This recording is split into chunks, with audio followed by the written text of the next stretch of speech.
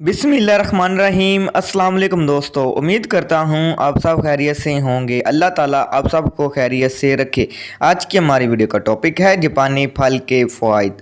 अल्लाह ताला ने फलों में बेशुमार फ़ायदे छुपा रखे हैं। इनमें से एक जापानी फल है। इसके भी बेशुमार फ़ायदे हैं। ये इंसानी जिस्म के लिए बहुत ही ज़रूरी है, इसलिए आप जापानी फल का इस्तेमाल ज़रूर करें और आप इससे खूब फ़ायदा उठाएँ। मैं आज आपको जापानी फल के कुछ अहम फ़ायदे के मुतालिक बताऊंगा, इसलिए वीडियो आप एंड तक लाजमी देखें।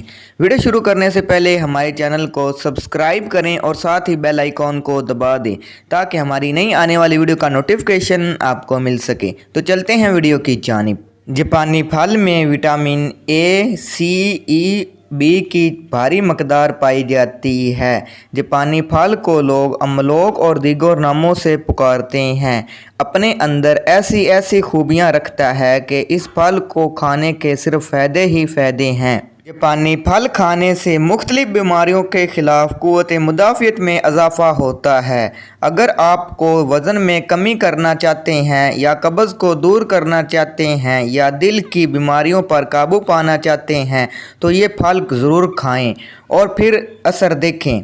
शुगर को कंट्रोल करने या ब्लड प्रेशर को नॉर्मल करने के लिए ये फल अहम किरदार अदा करता है। जापानी फल का इस्तेमाल इंतहाई मददगार साबित होता है। गले की खराश या सोजिश में कमी और कमर दर्द के लिए जापानी फल का इस्तेमाल इंतहाई मुफीद है। अगर आप अपने मैदे को सेहतमंद रखना चाहते हैं तो आपको जापानी फल का इस्तेमाल ज़रूर करना चाहिए। मैदे के मसाइल, बड़ी आंत की खराबी, निज़ाम हज़म बेहतर करने के लिए जापानी फल खाने से बेहतरीन नताइज मिलते हैं।